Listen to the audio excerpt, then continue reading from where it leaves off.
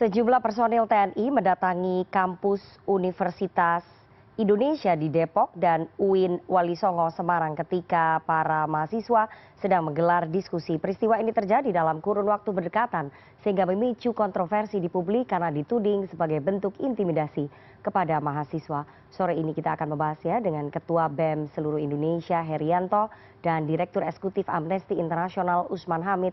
Selamat sore Mas Usman dan Mas Herianto. Selamat sore Mbak Ivana dan Herianto. Ya, saya mau ke Mas Herianto terlebih dahulu ya. Mas Herianto, bagaimana kemudian teman-teman mahasiswa merespon kehadiran personil TNI ke area kampus di UIN Wali Songo Semarang, itu dulu, dan Universitas Indonesia saat mereka menggelar diskusi? Oke, terima kasih Mbak. Kejadian itu memang benar adanya yang terjadi di kampus UI dan Wali Songo, dan bahkan pelaporan dari teman-teman kita yang lain, banyak sekali kampus juga yang diajak diskusi bahkan diintervensi oleh pihak TNI. Sehingga dalam forum ini barangkali yang pertama saya ingin sampaikan dan menegaskan bahwa keberadaan TNI di dalam kampus, apalagi dalam konteks intervensi terhadap kegiatan mahasiswa itu sudah di luar konteks bagaimana tugas dari militer itu sendiri. Apalagi kampus sebagai ketahanan bagi mitra kritis negara yang akan melahirkan bagaimana anak-anak muda berpikir kritis di kampus dan sudah dijamin oleh konstitusi. Sehingga harapan kita semoga kampus ini tidak lagi dikembalikan sebagai intervensi oleh pihak-pihak TNI itu sendiri, Mbak. Oke, Mas Herianto, artinya teman-teman di BEM SI sudah berkomunikasi dengan teman-teman mahasiswa di kampus-kampus lain begitu ya, terkait peristiwa kedatangan personil TNI ini? Ya, sudah Mbak, bahkan dari pengakuan teman-teman kita berkonsolidasi, tidak ada atas nama mahasiswa yang mengundang dari pihak TNI tersebut. Satu sisi memang kita apresiasi bagaimana tugas dari TNI untuk menjaga kedaulatan negara, tapi seharusnya datang dengan cara-cara yang baik, cara-cara berdialog untuk kampus. Ini di saat kontervensi bagaimana institusi TNI untuk masuk ke kampus-kampus, tiba-tiba tanpa undangan untuk intervensi bagaimana konsolidasi dan pemikiran-pemikiran masuk. Ini kan sudah jelas melanggar bagaimana konstitusi dan amanat reformasi 98. Oke, Mas Herianto, tadi Anda mengatakan bahwa ternyata bukan hanya kampus UIN Wali Songo Semarang dan juga UI yang didatangi oleh personel TNI. Dari hasil komunikasi dengan teman-teman kampus lain, apakah ada kampus-kampus lain yang didatangi? Itu kampus mana saja, Mas Herianto? Kami baru terdapat konfirmasi dari kawan-kawan ITPLN Jakarta dan teman-teman UNJ dan IPB di Bogor. Jadi kawan-kawan teman-teman kita di lain juga belum dapat konfirmasi, tetap kita follow up. Bahkan teman-teman kita yang ada di Bali juga masih dapat konfirmasi seperti itu, Mbak. Oke, jadi ada UNJ di Jakarta, kemudian teman-teman IPB di Bogor. IPB Bogor. Satu lagi? Teman-teman kita dari Bali. Bali, berarti Udayana ya. Tapi kan Udayana sudah dibantah bahwa mereka mau melakukan kerjasama itu. Jadi sejauh ini, namun belum ada sikap ketegasan dari rektornya sekarang. Oke, jadi sejauh ini ada 5 kampus berarti yang sudah didatangi oleh personil TNI begitu ya, dari hasil komunikasi Anda dengan teman-teman mahasiswa. Itu laporan dari kawan-kawan kita mahasiswa ketika ada kegiatan berdialog ataupun konsolidasi di kampus. Oke, saya ingin tanya ya, apakah kedatangan para personil ini setelah revisi Undang-Undang TNI disahkan? Nah, ini yang menjadi pertanyaan besar kita, Mbak. Kenapa ketika kontroversi tentang RUU TNI ini, militer bahkan TNI ini masuk karena ranah akademik, terkhusus di perguruan tinggi. Kemana dia dulu ketika tidak ada perancangan RUU TNI ini? Tidak pernah menjaga ataupun masuk ke dalam dunia kampus. Sedangkan akhir-akhir ini masuk. Ini menjadi tanyaan besar kita. Ada apa di belakang ini? Apakah termasuk intervensi dan sebagainya? Ini menjadi kekhawatiran kita. Oke, jadi memang kedatangan para personil TNI ini ke 5 kampus tadi itu pada saat revisi Undang-Undang TNI sudah selesai diketok ya, sudah disahkan ya, begitu ya? Saya ingin penegasan itu. Sudah selesai. Oke, saya mau ke Mas Usman. Mas Usman, apakah kedatangan personil TNI ke kampus ini saat mahasiswa sedang berdiskusi ini memang lazim dilakukan ya? Menurut Anda gimana? Saya kira sangat tidak lazim dilakukan. Kalaupun ada pengalaman di masa reformasi di mana pimpinan TNI misalnya Komandan Kodim atau Dan Ramil atau Dan Rem datang ke kampus, biasanya itu acara-acara resmi yang sifatnya seremonial. Tetapi dalam sebuah diskusi mahasiswa, apalagi kita tahu bahwa diskusi-diskusi itu bersifat pergerakan, itu sesuatu yang sangat tidak lazim. Apalagi ini menyebar sampai ke sejumlah wilayah, Jakarta, Jawa Barat, kemudian juga Jawa Tengah, sampai dengan Provinsi Bali. Ini artinya ada arahan yang bersifat nasional, setidak-tidaknya di kota-kota atau provinsi-provinsi di mana terdapat pergerakan mahasiswa yang seringkali menjadi barometer pergerakan mahasiswa di Indonesia. Dan kita tahu belakangan ini para mahasiswa aktif sekali menyuarakan pandangan politik mereka yang saya kira sangat masuk akal. Pandangan-pandangan mereka mencerminkan idealisme mereka, mencerminkan kepedulian mereka terhadap nasib rakyatnya. Baik itu pelanggaran hak asasi manusia, korupsi, atau seperti tadi Bung Herianto sampaikan, penyimpangan peran TNI keluar dari urusan pertahanan. Nah, saya kira ini yang harus dicegah dan tidak boleh terjadi lagi ke depan anggota TNI, apalagi berseragam, mengurusi hal-hal seperti ini. Ini bukan urusan pertahanan, bukan urusan yang ada di dalam domainnya militer. Jadi saya kira saya mendesak kepada Menteri Pertahanan, kepada juga Panglima TNI untuk tidak mengawasi aktivitas mahasiswa, karena mereka adalah para intelektual muda, para calon pemimpin bangsa ke depan yang sedang memikirkan keadaan politik hari ini, termasuk keadaan ekonomi hari ini yang telah banyak menimbulkan kekhawatiran di masyarakat, hilangnya pekerjaan, tidak terjangkaunya akses bahan pokok, itu semua sedang menjadi perhatian mereka. Harusnya anggota TNI, apalagi pimpinan TNI setingkat Dandim, Danrem, atau Pangdam, harusnya mereka paham bahwa yang dibicarakan oleh para mahasiswa itu bukan urusan TNI. Urusan TNI itu urusan yang tadi Bung Herianto sebutkan,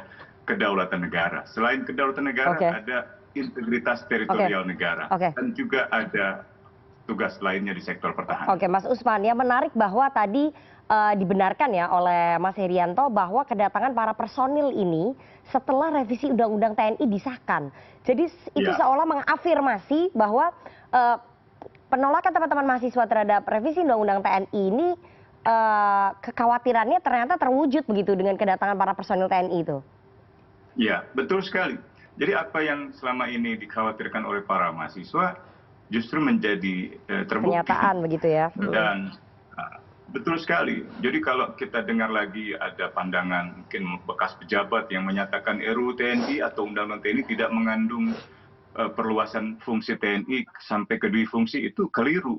Kalau ada pimpinan TNI yang mengatakan bahwa kekhawatiran pada dui fungsi adalah otak kampungan, itu juga keliru. Gitu. Jadi apa yang justru ada di atas kertas Undang-Undang TNI, Pasal 3 melemahkan kontrol sipil atas militer, Pasal 7 memperluas domain militer di luar perang, Pasal 8 memperluas domain Angkatan Darat di wilayah teritori kepolisian, Pasal 47 memperluas jabatan sipil bagi TNI aktif, dan seterusnya. Jadi pasal-pasal itu secara de jure, secara di atas kertas, secara yuridis jelas merupakan penyimpangan dari mandat reformasi yang ditetapkan di dalam ketetapan MPR nomor 7 tentang fungsi TNI dan Polri. Dan saya kira benar seperti yang tadi dikatakan oleh Bung Herianto, bahwa seharusnya TNI bukan mengurusi masalah-masalah seperti ini.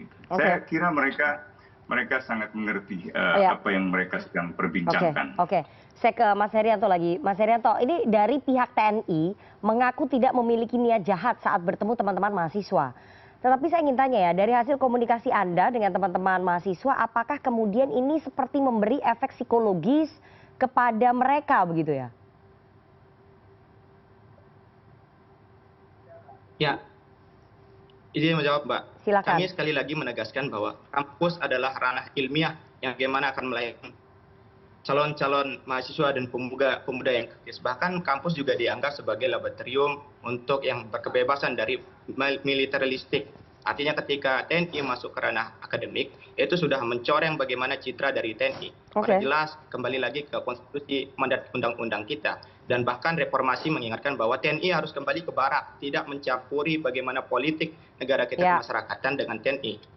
Karena subsistem demokrasi kita sudah ditentukan masing-masing dalam posisi. TNI, polisi sudah mempunyai sejarah masing-masing. Begitu juga politik-politik kita. sejarah. Sehingga Mandatnya tidak mencampurin. Hal inilah yang menjadi pertanyaan dan kekhawatiran kita ternyata terwujud dari narasi-narasi yang disampaikan RUU TNI tidak akan kembali ke dui fungsi TNI. Namun nyatanya sekarang setelah disahkan, TNI malah seolah-olah menjawab ternyata setelah disahkan saya bebas masuk mana-mana. Ini kan yang menjadi kekhawatiran kita. Sehingga ke depan kami sangat sekali para komando-komando dari TNI, karena sifat dari TNI ataupun militer adalah sifat komando. Ketika hal-hal ini terjadi di kampus, artinya ada komando dari instruksi nasional. Sehingga dari komando yang di nasional untuk menginstruksikan jangan sampai TNI ataupun militer masuk ke ranah-ranah pendidikan sekarang. Oke, tapi apakah kemudian dengan kedatangan para personil TNI ini ke kampus-kampus seperti memberi efek psikologis begitu? Ini seperti psychology war begitu kepada teman-teman mahasiswa, memberikan dampak psikologis nggak?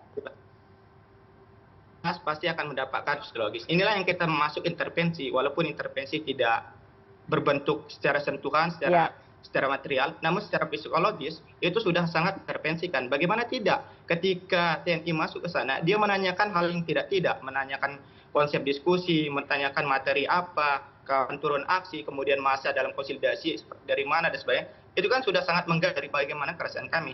Padahal jelas kampus adalah sebagai laboratorium negara, kemudian mahasiswa adalah sebagai mitra kritisnya negara untuk bagaimana menyimbangkan demokrasi kita. Jadi apakah kita dianggap sebagai musuhnya negara? Tidak. Seharusnya bagaimana kerusakan-kerusakan negara itu yang harus ditahan, bukan mahasiswa. Oke, Mas Usman. Jadi ini memang kedatangan personil TNI ini meskipun dalihnya tidak berniat jahat, tetapi memang memberi penekanan psikologis ya terhadap para mahasiswa ya, seperti Cywar tadi. Itu tadi sudah dibenarkan oleh Mas Herianto. Anda sepakat ya? Ya, saya kira itu benar. Jadi Cywar ini seperti intimidasi secara psikologis.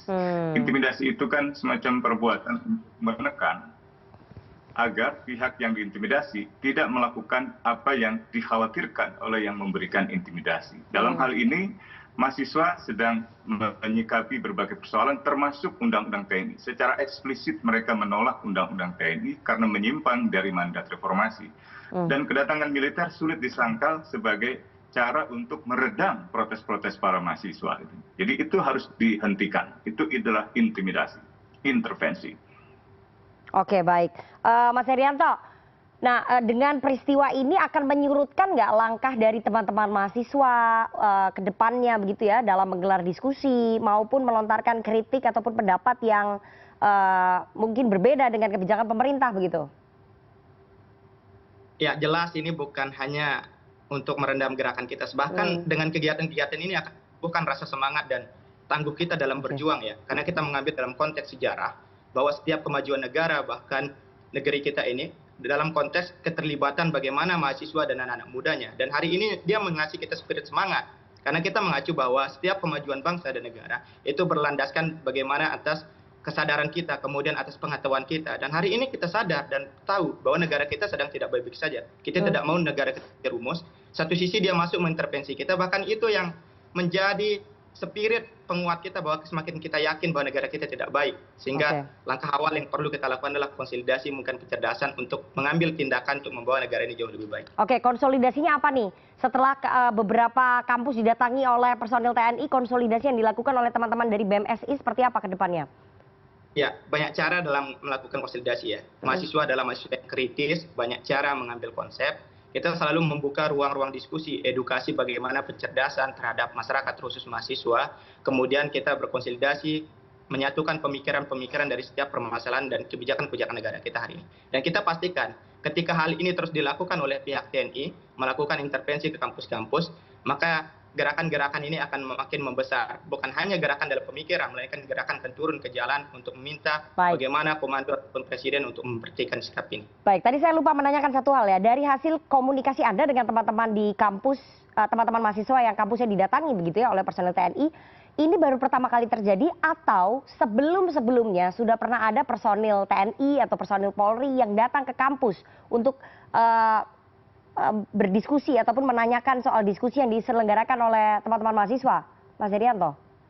Ya, selama saya menjadi korpus di BMSI periode 24-25 ini, ini pertama kali pihak TNI militer masuk ke ranah kampus yang kita ketahui ya. Karena sebelum-sebelumnya ada pembahasan RUU TNI ini, biasa itu pihak intel dari pihak kepolisian yang selalu melihat data ataupun intervensi mahasiswa.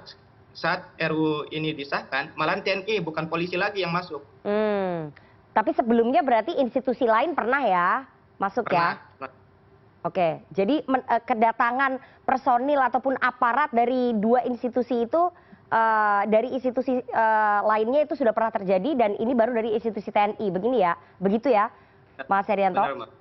Dan kejadiannya waktu berdekatan, seolah-olah ini udah dijadwalkan kampus mana aja yang Oke, menarik sekali Mas Usman bahwa sebelumnya biasanya intel dari Polri begitu ya, yang datang ke kampus gitu untuk mendata, mungkin mereka ingin mengetahui demonstrasi yang akan diselenggarakan oleh teman-teman mahasiswa, tapi sekarang adalah dari personil TNI-nya langsung begitu.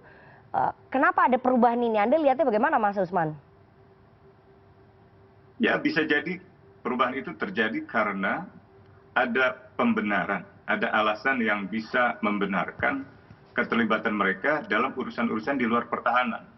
Selama ini urusan di luar pertahanan itu jelas sekali dilarang. Tetapi dengan adanya Undang-Undang TNI yang direvisi, justru memberi kesan bahwa apa yang mereka lakukan di masa Orde Baru kembali dibolehkan sekarang, yaitu memata-matai, mendatangi, mengawasi, bahkan di tingkat tertentu akhirnya mengintimidasi. Kita harus selalu ingat bahwa para aktivis mahasiswa segenerasi saya, misalnya di tahun 97-98, itu bukan hanya diawasi, diintimidasi, tapi juga dilenyapkan, dihilangkan secara paksa gitu ya. Nah, ini yang saya kira tidak boleh terjadi lagi. Begitu pula peristiwa penembakan mahasiswa di Trisakti di kampus tempat saya belajar pada tanggal 12 Mei 1998 itu diawali dengan kedatangan sejumlah anggota militer termasuk yang tidak berseragam untuk mengawasi kegiatan kami. Bahkan itu berlangsung intensif sepanjang tahun 98 sampai meletus kembali terjadinya tragedi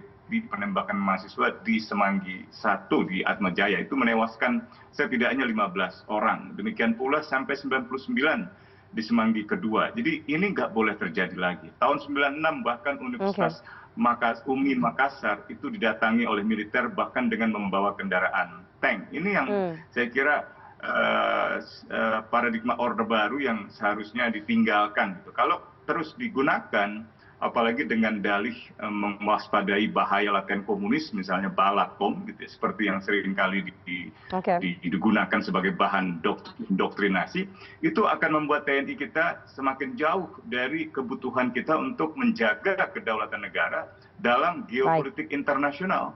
Orang sudah berbicara tentang perang Rusia dan Ukraina, tentang kemungkinan perang Cina dan Amerika atau dengan Rusia. Orang membayangkan ketegangan pertahanan di Pasifik. Kita masih mengurusi mahasiswa. Ini kapan majunya TNI kita? Gitu. Oke, baik. Semoga apa yang menjadi kekhawatiran kita semua tidak akan terjadi begitu ya. Dan TNI bisa kembali fokus ke dalam tupoksinya, tugas pokok dan fungsinya. Dan kebebasan berpendapat di Republik ini bisa terus berlangsung dengan aman dan juga damai begitu. Terima kasih dua orang narasumber yang sudah bergabung pada sore hari ini. Ada Koordinator Pusat BEM seluruh Indonesia, Mas Herianto, dan Direktur Eksekutif Amnesty International Indonesia, Mas Usman Hamid. Sehat selalu Mas Usman dan juga Mas Herianto. Panjang umur perjuangan. Panjang umur perjuangan. Terima kasih.